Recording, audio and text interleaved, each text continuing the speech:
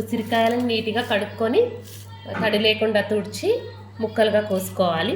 కోసుకున్న ముక్కల్ని ఇలా ఒక గాజు బౌల్లోకి వేసుకోవాలి.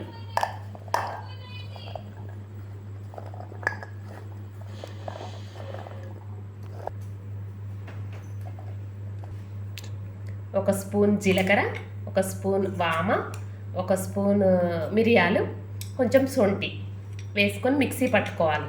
అలాగే ఒక స్పూన్ బెల్లం కూడా తయారు చేసుకున్న పొడిని ఈ ముక్కలకు పట్టించాలి.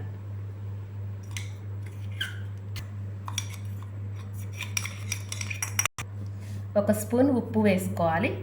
వేసుకున్న తర్వాత దీన్ని బాగా మిక్స్ చేయాలి. తర్వాత ఒక 3 నిమ్మకాయలని తీసుకొని కట్ చేసుకొని పిండుకోవాలి. ఇందులో